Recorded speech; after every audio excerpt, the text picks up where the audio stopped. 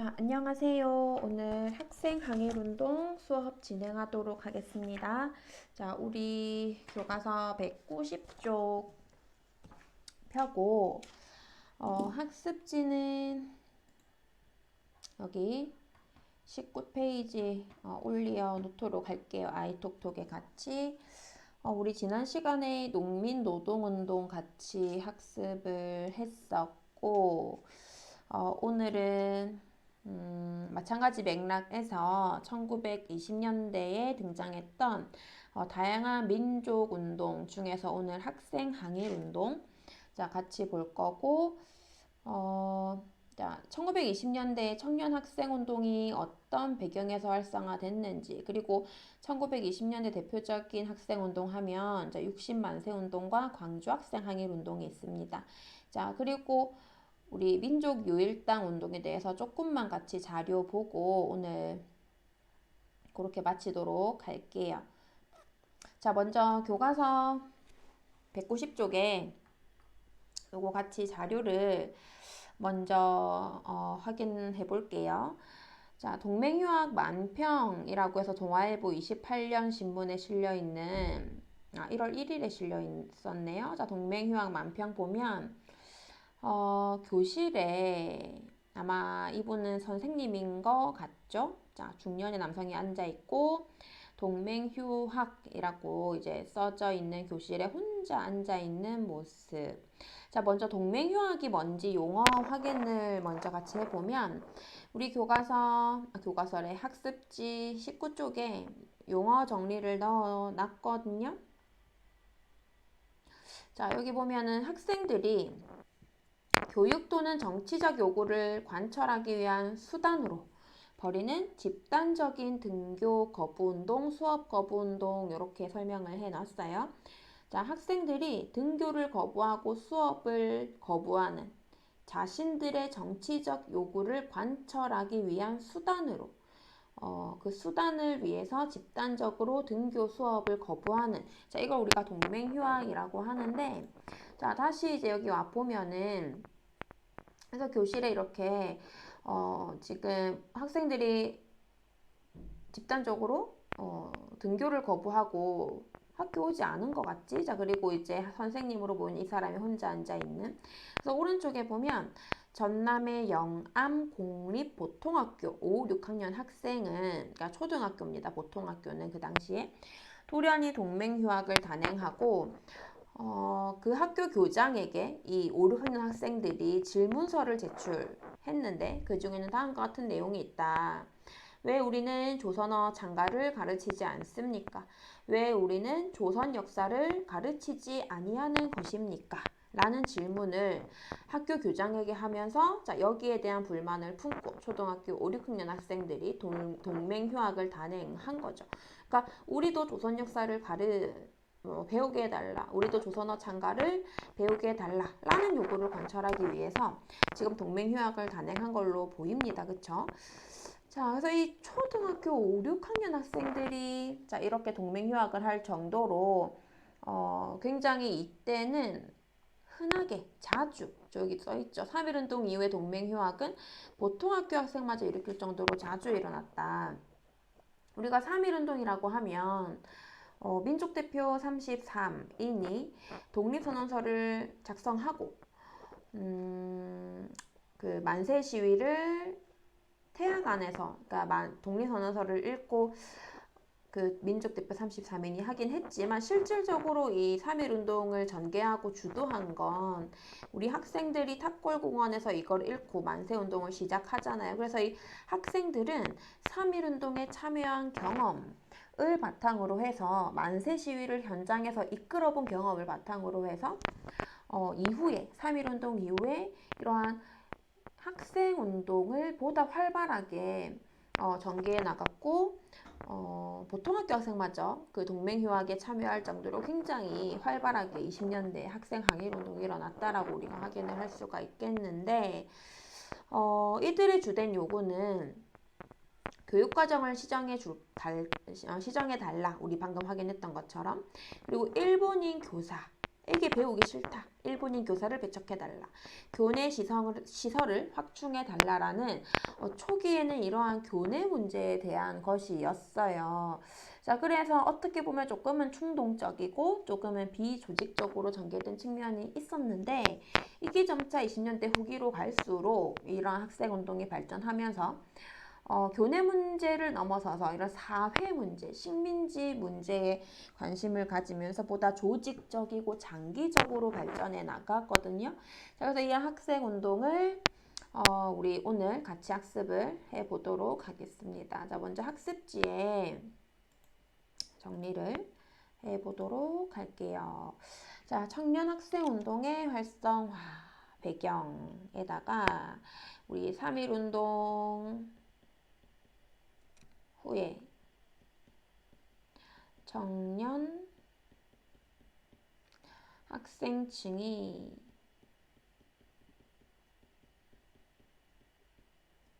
항일 투쟁의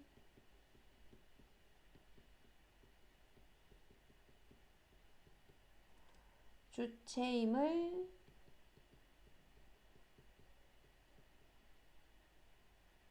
주체라고 쓴 겁니다. 체라고 쓴 겁니다. 자, 주체임을 자각했고 그 결과 조선 청년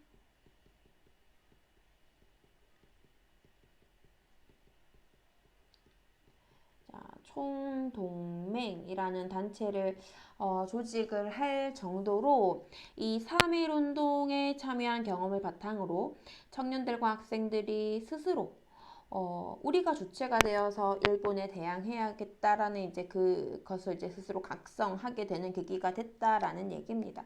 그래서 처음에는 지덕 체를 수양하는 것에 초점이 맞춰져 있었다면, 그러니까 이제 지식적인 측면, 심성적인 측면, 신체적인 측면을 이러한 개인의 지덕체를 수양하는 것에 학생운동, 청년운동에 초점이 맞춰져 있었다면, 그리고 민중을 계몽시키는 것이 목표였다면, 이제 점차 사회주의가 보급되고 나서 사회주의의 보급 이후로는 계급 해방에 대한 주장이 나타나는 등 점차 이제 사회 전반적인 문제에까지 관심을 가지게 됐다라고 우리가 이해를 하면 되겠습니다. 자, 여기 증가라고 썼습니다. 자, 그리고 이제 20년대 대표적인 학생운동을 두 가지를 확인을 해볼 건데, 그 중에 첫 번째가 이제 60만세 운동입니다. 26년에 있었던. 자, 이 60만세 운동이 일어나 학생들이 주도로 일어난 배경은 먼저 이제 이 당시에 이러한 청년, 학생, 운동이 활성화되어 있었던 측면을 우리가 먼저 확인을 해야 되고, 그리고 순종의 서거가 영향을 미칩니다. 우리 1919년에 3.1 운동 때도 거국적인 만세운동을 계획하게 되는 직접적인 계기가 된 게 고종의 서거였잖아요. 그러니까 그 당시에 민족 자결주의, 그러니까 1차 대전 이후에 민족 자결주의가 나오면서 이제 국제적으로 제국주의 중심으로 된 국제사회가 변화되는 그런 분위기 탓도 물론 있었지만, 고종의 죽음이 직접적으로 이제 3.1 만세운동을 보다 빨리 이제 추진하게 되는 계기가 됐듯이 1926년에 이제 이 순종의 죽음, 자, 순종은 고종의 아들, 고종과 민비의 아들이고 우리 대한제국의 마지막 황제죠. 자, 순종이 사망하게 되면서 이때 이제 순종의 국장일에 맞춰서 우리 3.1 운동 때처럼 한 번 더 거족적인 민족 운동을 일으킬 수 있는 기회로 한번 삼아보자. 그래서 60만세 운동을 준비를 하게 됩니다. 자, 중심 단체로는 조선 공산당과 천도교 그리고 학생 단체가 중심이 되었고 여기서 이제 조선 공산당은 사회주의 정당입니다. 조선 공산당. 그리고 천도교라는 종교는 우리 동학, 최재우가 만든 동학 있죠? 최재우가 창시했던 이 동학이 세 번째 교주였던 손병희 때부터 이름을 천도교로 바꾸거든요. 근데 이제 이 동학이라는 종교는 조선 후기에 이제 나타난 종교인데 서학의 침략에 반대하면서 천주교를 비롯한 서양 종교, 서양 세력, 서양 학문의 침략에 반대하면서 우리 유교, 불교, 도교, 민간 신앙 같이 이제 뭉뚱그려서 이제 동학이라는 종교를 최재우가 창시했단 말이에요. 그래서 기본적으로 이 동학은 민족주의적 성격을 가지고 있습니다. 창시할 때부터. 그리고 이제 학생 단체들이 중심이 돼서 이제 만들게 되었고, 자, 이 60만세 운동을 열심히 준비하면서 거족적인 시위를 준비하게 되는데 거족적이라는 거는 전 민족적인 뭐 대규모 이렇게 이제 표현을 이해를 하면 되고 자 준비했으나 자 안타깝게도 사전에 자 발각이 돼 버립니다. 자 우리가 3.1 운동 때도 사실은 독립선언서를 몰래 그 보성사라는 인쇄소에서 인쇄하는 과정에서 들킬 뻔한 위험이 있었는데 어떻게 이제 우야무야 잘 넘어갔단 말이에요. 그래서 계획한 대로 3.1 운동을 잘 추진할 수 있었는데 60만세 운동은 자 사전에 발각됐어. 그래서 처음에 의도했던 것만큼의 대규모로 진행되지는 못했고 순종의 이러한 장례 행렬을 따라가면서 만세를 부르는 정도로 추진이 됩니다. 그래서 이제 그 당시에 이제 사진인데 태평로, 서울 태평로를 이제 가득 메우고 이제 만세를 부르는 사람들의 모습이고요. 자, 그래서 이 학생단체가 주도해서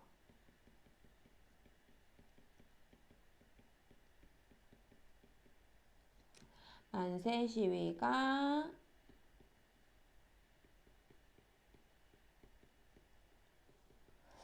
자, 전개되었고 여기에 시민들이 합세하고 각지에서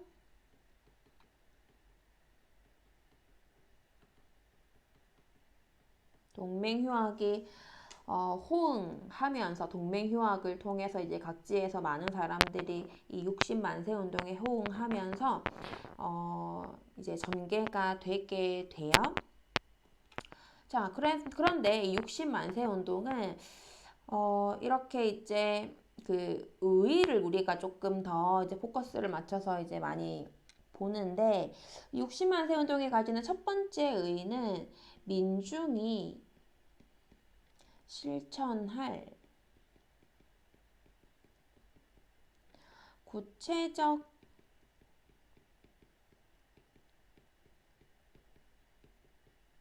항일투쟁의 지침이 제시되었다 라는 게 첫 번째 의입니다. 자, 민중이 실천할 그러니까 어떻게 민중들이 투쟁해야 되는지 구체적인 지침이 제시되었다라는 건데 이게 무슨 말인지 이해를 하려면 우리가 3.1 운동 때랑 비교를 해 보면 훨씬 더 이해가 무슨 소린지 이해가 잘 되거든요. 우리 3.1 운동 때 발표된 기미독립선언서 있잖아요. 자, 요거랑 같이 비교를 해보면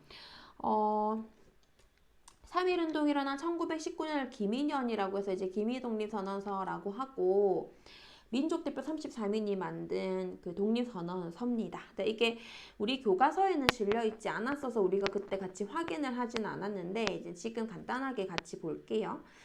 굉장히 깁니다. 일단 이 기미독립선언서는 그러니까 그 중에 아주 일부만 지금 대충 분위기를 보려고 조금만 떼왔고 여기 보면 자 우리는 오늘 우리 조선이 독립국이며 조선인이 자주민임을 선언한다. 자, 사실은 이것도 우리가 이제 알기 쉽게 풀어서 해석한 거고, 원래 민족대표 33인이 써놓은 거는 뭐, 오, 등은, 자에, 뭐, 우리는, 오늘, 뭐, 이런 식으로 되게 어렵게 사실은 이제 독립선언서를 써놨다라는 거. 이를 세계만방에 알려 인류 평등의 큰 진리를 환하게 밝히며 이를 자손만대에 알려 민족의 자립과 생존의 정당한 권리를 영원히 누리게 하려는 것입니다. 반만년 역사의 권위에 의지하여 이를 선언하며 영원한 민중의 자유와 발전을 위해 이를 주장하며 인류가 가진 양심의 발로에 뿌리 박은 세계 기초의 큰 기운에 발맞추어 나가기 위해서 이를 제기하니 이는 하늘의 명백한 명령이며 시대의 대세이며 전 인류 공동 생존권의 정당한 발로이기에 세상의 어떤 힘도 이를 막거나 억누르지 못할 것입니다. 이하 생략, 엄청나게 긴 내용, 생략. 자, 그래서 여기 보면 지금 이제 우리가 3.1 운동도 전 민족이 참여한 운동이라고 그렇게 우리가 의의를 배웠잖아요. 그래서 많은 대중이 참여했단 말이야. 농민 노동자들이 전국적으로. 근데 이 농민 노동자들이 사실 이 내용을 이해하기가 쉽지 않아요. 지금 이걸 보면 그래서 이 농민 노동자들 대중들이 어떻게 일본에 대항해서 투쟁하라는 건지 구체적인 지침이 나와 있습니까? 이 내용에?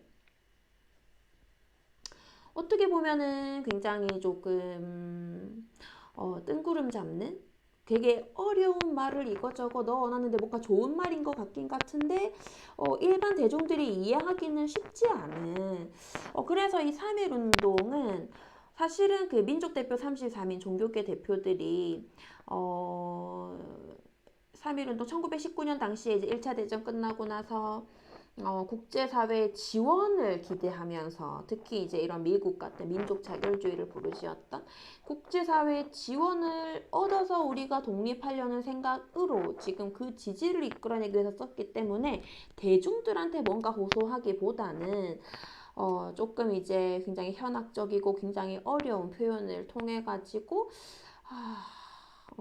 좀 하여튼 어렵게 쓴 겁니다. 그쵸? 그래서 지식인들이 썼다라는 거.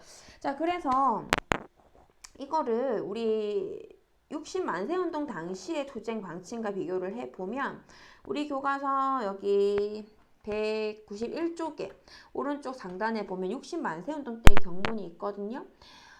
대한독립만세 대한독립운동가여 단결하라. 군대와 헌병을 철수해라. 동양척식 주식회사를 철폐해라. 일체의 세금 납부를 거부해라. 일본 상품을 배척해라. 일본인 공장의 직공 노동자들은 총파업에 돌입해라. 일본인 지주에게 소작인들은 소작료를 바치지 말라. 소작료 납부 거부 운동을 추진해라. 언론 집회 출판의 자유를 달라. 여기 보면 농민들, 노동자들, 일반 대중들이 어떻게 투쟁하라는 건지 구체적으로 나와 있잖아요. 동척을 철폐해라. 세금을 납부하지 마라. 상품 거부해라. 노동자들은 파업하고 소작농들은 소작료를 납부하지 말라. 자, 그래서 훨씬 더 분명하고 훨씬 더 구체적으로 대중들의 투쟁 지침을 전달하고 있다라는 것. 자, 이게 첫 번째 의의가 되겠습니다. 3.1 운동과 비교해 봤을 때. 자, 그리고 두 번째로 민족 유일당 결성에 공감대를 형성하였다라는 표현이 굉장히 많이 우리가 60만세 운동 관련해서 언급을 해요.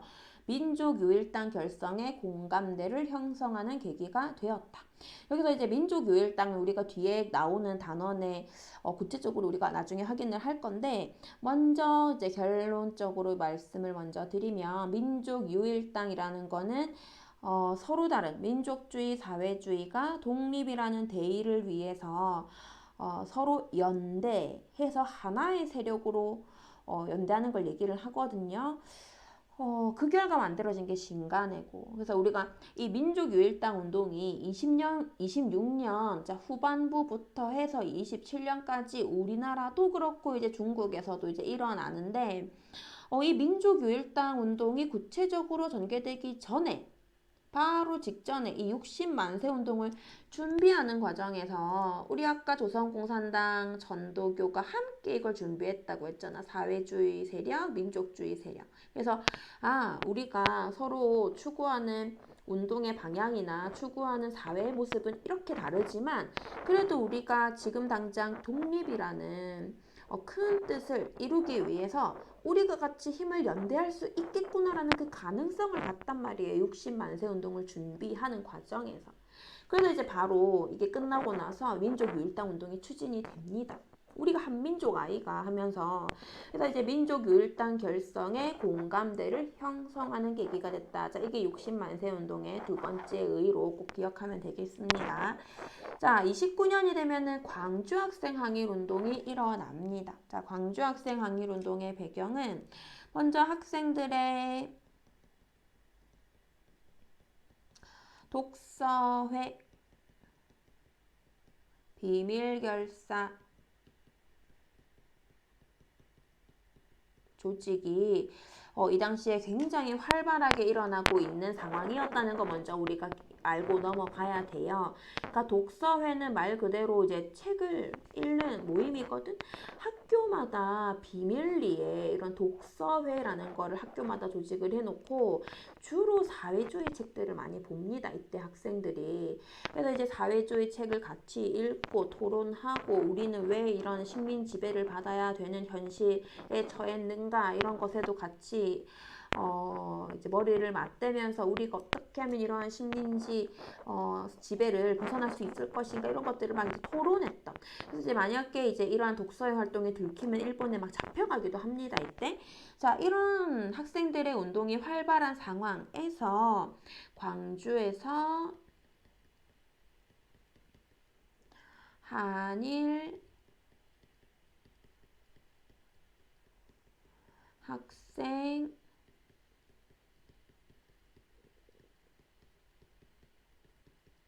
충돌 사건이 발생해요. 이게 광주 학생 항일 운동의 바로 그 직접적인 계기가 됐던 사건인데 광주에서 나주로 가는 통학 열차 안에서 있었던 충돌 사건. 이 사진 아마 여러분들 본 친구들 있을 거예요. 우리 광주 학생 항일 운동이 시작이 됐던 그 사건에 직접적인 연관이 있는 우리나라 학생들인데 당시 광주 고등보통학교 2학년이었던 이제 박준채라는 우리 학생입니다. 자, 이 남학생이 어느 날 그 통학 열차 안에서 자기 사촌 누나가, 이 사촌 누나예요. 박기옥이라고 하는 일본인 학생들한테 희롱당하고 있는 모습을 목격한 거야.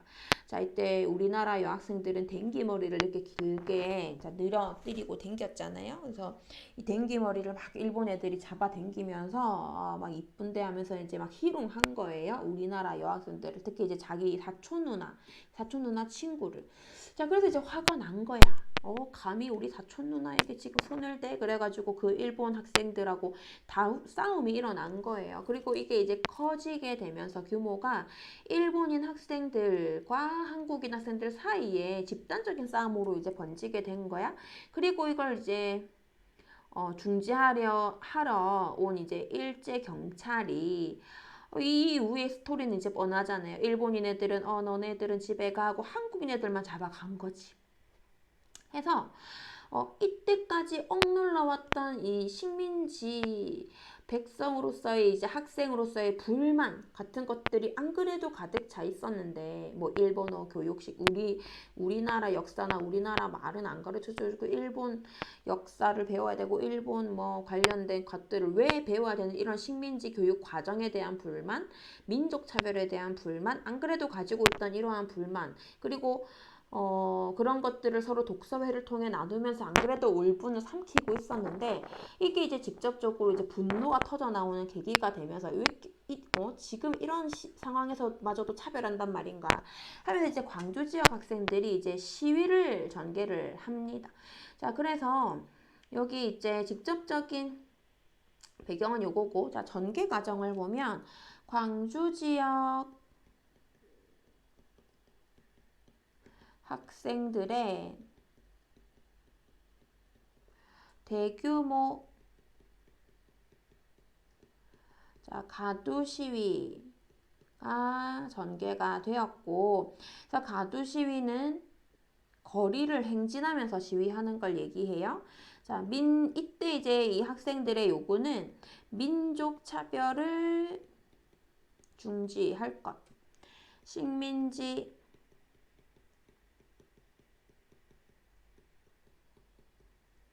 교육제도를 철폐할 것 같은 것들을 주장을 합니다. 자, 그리고 이러한 광주에서 이러한 이제 시위가 신간회의 지원 아래 전국으로 확대된다라는 내용. 자, 이 신간회는 우리 다음 주에 수업할 그 민족유일당 운동의 결과 국내에서 만들어지는 단체인데, 이 신간회는 굉장히 우리 역사적 의미가 깊다. 그래서 중요하다라는 얘기를 누누이 몇 번씩 한 것 같아요, 여러분들한테. 그래서 이 신간회는 우리 일제강점기에 있었던 가장 큰 규모의 단체고, 민족주의, 사회주의가 연대해서 만들어진 굉장히 의미 있는 단체다. 그래서 수능에 매년 나온다라는 내용 얘기했었죠. 그리고 이제 수능에 신간회가 출제될 때 이제 선지로 많이 출제되는 내용이 바로 이 광주 학생 항일운동을 신간회가 지원했다라는 내용 꼭 기억해야 되고, 이 신간회가 아무래도 전국적인 단체고 전국에 막 회원이 4만 명, 뭐 지부도 이 전국 곳곳에 있다 보니까 이 신간회의 지원을 받으면서 이 광주 학생 항일운동이 전국적으로 확대가 됩니다. 자, 그리고 시민과 노동자가 여기에 가세하고 일본 만주로까지 확산이 된다라는 내용 기억하고, 그래서 이 광주 학생 항일 운동은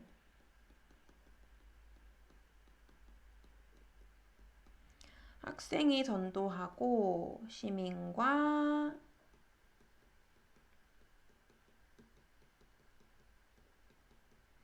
노동자가 참여하면서 3.1운동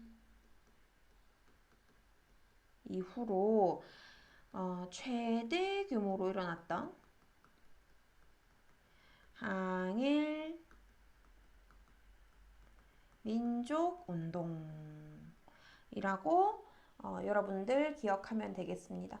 그러니까 일제강점기에 있었던 최대 규모의 항일민족운동은 3.1운동이고 그건 분명하죠. 전국적으로 200만 명이 참여하고 2달 이상 진행이 됐기 때문에. 근데 3.1운동 이후로는 가장 큰 규모가 바로 이 광주 학생 항일운동이었다라는 거.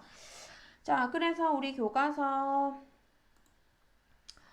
여기 밑에 191쪽에 자료 속 지식백과 보면은 광주 학생 항일운동 때 이제 경문을 통해서 29년에 있었던 그리고 30년에 있었던 이 경문의 변화를 통해서 당시 광주 학생 항일운동의 성격이 어떻게 변했는지 간단하게 한번 확인을 해볼게요. 먼저 29년 경문을 보면 학생 대중이여 걸기하라 우리의 슬로건 아래로 검거된 학생들을 즉시 우리 손으로 탈환하자. 이때 검거된 학생들은 그때 이제 통학 열차 안에서 일본 경찰의 차별 때문에 일본 애들은 보내주고 우리 조선 애들은 다 검거했다고 했죠. 그러니까 이러한 민족 차별에 대한 불만이 먼저 나온다라는 거. 왜 우리나라 학생들만 잡아갔느냐. 그리고 조선인 본위의 교육제도를 확립해라. 식민지적 노예교육제도를 철폐해라. 그러니까 이런 데서 볼 수 있는 거는 이러한 민족 차별이나 식민지 교육에 대한 비판이 처음에는 있었다면 30년으로 넘어가면서는 경애하는, 존경하는 전 조선 피아빠 계급 제군이여. 일본 제국주의는 전 조선 민족의 피를 착취하는데 한순간도 쉬지 않고 있다. 자, 피 끓는 용감한 학생 제군이여 일어나라. 자유를 획득할 기회는 왔다. 그러니까 일본 제국주의에 대항해서 자유를 획득하자는 거죠. 자, 우리들이 활동할 때도 또한 모든 결함과 불평, 불만을 배제하고 혁명을 일으키는 것도 이때다. 학생, 청년, 교원, 제군이여. 우리는 공장, 노동, 광산, 학교로 몰려가서 우리의 슬로건을 철저히 관철할 것을 기약하자.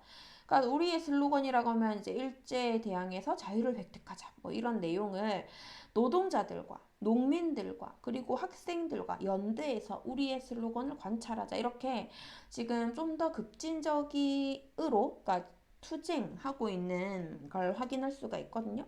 자, 이거를 간단히 써보면 학생 중심의 민족 차별, 식민지 교육 비판 이 주를 이루었던 초기 성격에서 시민과 노동자 글씨가 너무 날라가나? 자, 시민 노동자와 연대한 반제국주의 항일투쟁화 되어 가고 있다. 이렇게 정리할 수 있을 것 같습니다. 자, 이렇게 학생 항일운동은 마무리를 하고 우리 민족 유일당 운동 조금만 자료 조금만 같이 보고 마치도록 할게요. 자, 여기 민족 유일당 운동은 아까도 얘기했지만 민족주의, 사회주의가 함께 연대하자 이런 내용이고 자, 먼저 여기 만평 보면 자, 결국은 어부의 이익, 어부지리라고 하죠. 자, 민족주의, 사회주의가 막 서로 싸우고 있어. 왜 우리끼리 싸워야 되는지는 참 안타깝죠. 우리가 지금 싸워야 될 주적은 일본인데 여기 지금 이제 이걸 일본인 것 같죠? 일본에 대항해서 싸워서 빨리 우리가 해방되고 독립을 쟁취해야 되는데 서로 그리는 사회의 모습이 다르고 추구하는 운동의 방향이 틀리다 보니까 우리끼리 싸우고 있는 거야. 그 틈에 일본은 우리를 다 이렇게 이제 차지하는. 결국에 이제 우리 일본의 식민 지배를 벗어나지 못하고 끝까지 그냥 우리끼리 싸우는 이걸 이제 통탄하는 지금 비판하는 만평이죠. 그래서 이제 여기 보면 지금 우리 사회에는 두 가지 조류가 있다. 두 가지 흐름이 있다. 하나는 민족주의고 하나는 사회주의다. 이 두 가지 조류가 물론 해방의 근본적 정신에 있어서는 조금도 다를 게 없다. 그러니까 우리가 독립을 원한다라는 것에 대해서는 우리가 한국인이니까 어쨌든 둘 다 해방을 원한단 말이야. 조금도 다를 게 없어. 그러나 운동의 방법과 이론적 해석에 이르러서는 털끝의 차이로 천리의 차이가 생겨. 조그마한 차이로 서로 간에 같은 민족임에도 합치될 수 없는 너무나 큰 간극이 생겼다는 말이에요. 그래서 민족운동의 전선을 혼란스럽게 해서 결국은 일제로 하여금 어부의 이익을 취하게 해서 골육의 다툼을 일으키는 것은 어찌 우리 민족의 장래를 위해 통탄할 바가 아니겠는가 단식하고 있죠. 그래서 밑에 3.1운동 이후에 민족운동의 이념과 투쟁 방법을 두고 민족주의 진영과 사회주의 진영이 대립하면서 민족운동 전선의 갈등과 분열이 나타났다. 더욱이 일제가 문화통치를 내세워서 20년대에 민족 분열책을 끊임없이 시도하고 일제와 타협하려는 민족주의 세력의 일부가 자치운동을 추진하면서 갈등과 분열의 골은 더욱 깊어졌습니다. 일제에 어부지리를 주지 않고 항일투쟁의 역량을 높이기 위해 어떤 노력이 전개되었을까? 민족 유일당 운동이 전개돼. 자, 이 표를 먼저 볼게요. 1920년대 국내 민족운동의 흐름. 자, 여기 보면 우리 3.1운동 이후로 민족주의, 사회주의 두 세력으로 민족 독립운동이 크게 두 방향으로 전개된다라는 거 우리 저번에 1학기 때 선생님 설명했죠. 민족주의, 사회주의의 차이 같은 거. 그래서 이 민족주의에서는 민족의 단결, 민족 전체의 이익 같은 것들을 중시하다 보니까 물산 장려운동, 밀립대학 설립운동, 이거 실력 양성운동이잖아요. 그러니까 이거를 이제 주로 추진하고 사회주의 쪽에서는 노동운동, 농민운동, 노동자, 농민자들 편에서 그들과 연대해서 지주자본가들을 타도하고 노동자 농민의 계급을 해방하는, 물론 민족 해방도 중요하지만 계급 해방도 굉장히 중요시한단 말이에요. 그래서 이제 사회주의 쪽에서 이제 조선공산당이라는 정당이 만들어지는데 이 조선공산당은 굉장히 활동에 어려움을 겪습니다. 왜냐하면 1925년에 이 사회주의자들을 때려잡고 독립운동가들을 탄압하기 위해서 일본이 치안유지법을 만들었거든. 계속 이거 가지고 이제 활동에 제약을 받으면서 조선공산당 정당이 무너지고 다시 재건되고 무너지고 재건되고 몇 차례나 반복해요. 계속해서 일본의 탄압을 받아. 그러면 민족주의 쪽 볼까요? 민족주의 쪽은 이 일본의 그 20년대 실력 양성 운동 같은 경우에 일본의 그 문화 통치 안에서 일본이 허용하는 틀 안에서 전개가 되면서 이 높은 일본의 실력의 벽을 절감한 일부 민족주의자들은 우리 민족의 실력을 키우자 하다 보니까 도저히 따라갈 수 없는 실력의 차를 인식한 거야, 일본과. 그래서 도저히 일본을 넘어갈 수가 없겠다.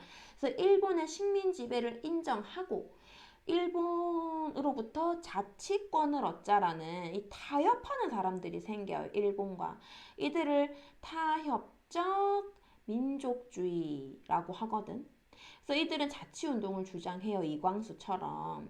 일본과 타협하는 거야. 일본의 식민지배를 근본적으로 인정하는 거야. 이들이 추진하는 자치운동은 독립운동이 아니라고 했잖아. 이거는 독립 못한다라고 생각하는 거야. 이때는 독립을 못한다. 우리는 죽었다 깨나도. 그러니까 자치권을 얻자라는 거고 끝까지 민족주의자들 중에서도 우리는 결국에 독립을 해야 된다. 자치권을 얻자라는 거는 독립운동이 아니다. 우리는 결국 일본의 식민지배를 벗어나야 된다. 그게 우리의 미래를 위해서, 발전된 미래를 위해서 우리가 꼭 나아가야 될 길이다라고 생각했던 그들은 이제 비타협적 민족주의라고 합니다. 자, 그래서 민족주의 세력도 이렇게 분열됐다란 말이야. 그래서 이 비타협적 민족주의 세력은 이전의 민족주의 세력보다 이제 이게 분열됐기 때문에 역시나 역량의 부족을 느껴요. 그래서 이 비타협적 민족주의자들과 사회주의자들의 힘을 합쳤으니 그게 민족유일당 운동이고 그 결과 우리 국내에서 신간회라는 단체가 만들어집니다. 자, 다음 주에 한 번 더 이제 같이 언급을 하면서 같이 다시 한번 정리를 해볼 건데 이것만 보고 오늘 마치도록 할게요. 사회주의 진영에서 발표했던 정우회 선언이라고 하는 게 있거든요. 자, 이거는 신간회를 만들기 전에 사회주의 진영에서 우리가 어떤 그 방향으로 투쟁해야 되겠는가 그 방향을 담은 자, 선언이거든. 우리 교과서 193쪽에 있습니다. 선생님이 지금 교과서 PDF를 여기 193쪽을 안 띄워놔서 여러분들은 교과서 193쪽에 자료 2번 자, 같이 선생님이 읽을 테니까 같이 볼게요. 지금 여기 PDF로는 없어요, 지금. 자, 193쪽에 보면은 자, 정우회 선언 1926년 자, 사회주의 진영에서 발표한 겁니다. 자, 우리가 승리를 향해 구체적으로 전진하기 위해서는 자, 여기서 승리는 독립이죠. 우리가 독립을 향해 구체적으로 전진하기 위해서는 현실적으로 가능한 모든 조건을 충분히 이용하지 않으면 안 된다. 우리가 지금 현재 현실적으로 가능한 모든 조건을 충분히 이용해도 자, 우리는 독립을 할 수 있을까 말까 하잖아요. 그렇기 때문에 우리는 모든 조건을 충분히 다 이용해야 된다. 활용해야 된다. 따라서 민족주의적 세력에 대해서는 그 부르주아 민주주의적 성질을 분명히 인식함과 동시에 밑줄 칩니다. 그것이 타락한 형태로 나타나지 않는 것에 한해서는 적극적으로 제휴해야 된다. 타락한 형태로 나타나지 않는 것. 밑줄 칩니다. 자, 그게 무슨 말이냐면 여기 앞에 보면은 지금 우리 같이 확인하고 있는 이 정오의 선언은 사회주의 진영에서 발표한 거예요. 자, 신간에 만들어지기 전에. 자, 저기서 뭐라고 하고 있냐면 이 민족주의 세력에 대해서는 그 부르주아적 성질을 우리가 분명히 인식함과 동시에 민족주의계에는 주로 지주자본가들이 많다고 했잖아. 지주자본가들이. 그러니까 그들은 부르주아야. 그러한 성질을 인식하면서도 그것이 충분히 타락한 형태로 나타나지 않는 것. 민족주의자면서도 타락한 형태로 나타나지 않는 것은 뭘 말하는 걸까요? 비타협적 민족주의를 얘기를 하는 거야. 비타협적 민족주의. 이들과는 적극적으로 제휴해야 되지 않겠나. 타협적 민족주의는 제껴. 얘들은 거의 일본에 지금 이제 타협 거의 뭐 나중에 친일파 됩니다. 이들과는 손을 잡지 않더라도 우리가 민족주의라고 해서 굳이 척을 져야 되느냐. 비타협적 민족주의자들은 끝까지 그래도 우리처럼 독립을 원하는 자들이니 이들과는 우리가 손을 잡아야 되지 않겠냐. 우리가 지금 현재 그 독립을 위해 충분히 이용 가능한 모든 방안은 동원해서 적극적으로 이들과 제휴해야 되지 않겠느냐. 자, 그 얘기를 지금 하고 있는 겁니다. 그래서 다시 읽어보면 대중의 계량적 이익을 위해서도 종래의 소극적 태도를 버리고 분연히 싸워야 할 것이다. 비타협적 민족주의자들과 손을 잡자. 자, 이 정오의 선언이 나오고 얼마 지나지 않아서 자, 이들과 손을 잡고 신간회가 만들어진다라는 흐름을 이해를 하면 되겠습니다. 자, 나머지 구체적으로는 다음 주에 와서 같이 학습하도록 할게요. 자, 학습지 잘 정리하고요. 다음 주에 보겠습니다. 수고했습니다.